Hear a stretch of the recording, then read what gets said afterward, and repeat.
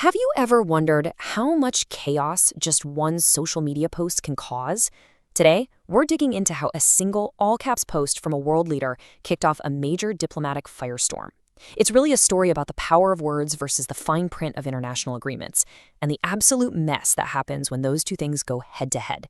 Okay, so let's get right to it. This is the post that started the whole thing. It popped up seemingly out of nowhere from then-President Donald Trump, and it appeared to completely blow up a very carefully negotiated international deal. And there it is. The language here is just so blunt, so direct. It doesn't sound like a diplomatic statement, It sounds more like a direct order.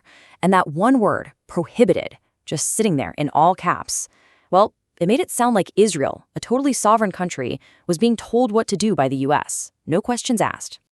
Now, this is where it gets really wild, the reaction. The Israeli leadership was apparently completely blindsided.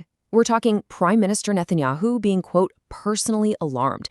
And get this, he didn't find out from the White House. He found out about this huge policy shift from the media. Can you just imagine the confusion and panic in that room? So to really get why this post caused such a meltdown, you've got to understand what was actually agreed to on paper. See, right before this, the U.S. had just helped put together a 10-day ceasefire between Israel and Lebanon. Let's take a look at what that deal actually said.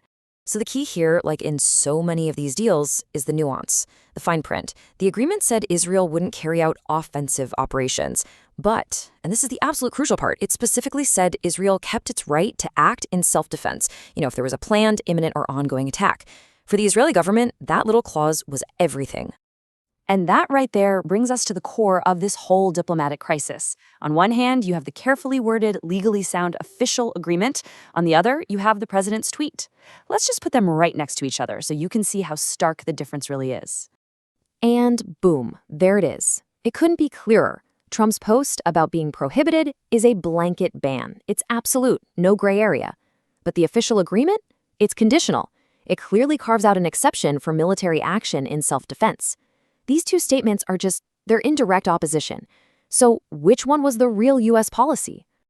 With that huge question just hanging in the air, you can bet panic started to set in. Israeli officials, totally caught off guard, kicked into high gear. They began a frantic scramble to figure out what was actually going on and what U.S. policy really was.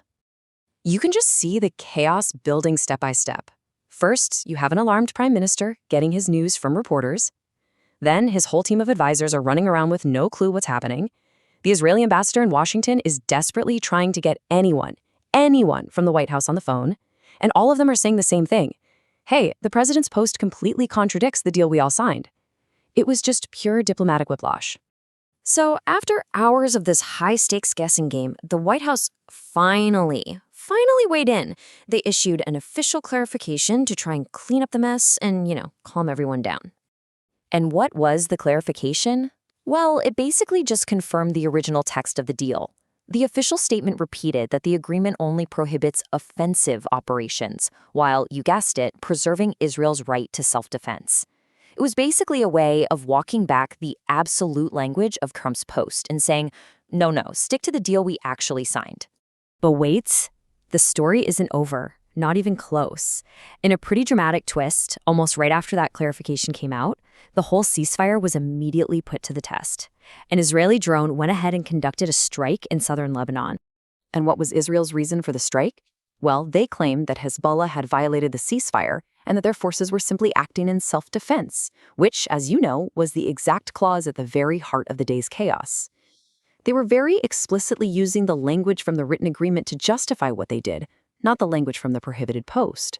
So this whole episode leaves us with a really fascinating and important question for our modern age. What actually carries more weight?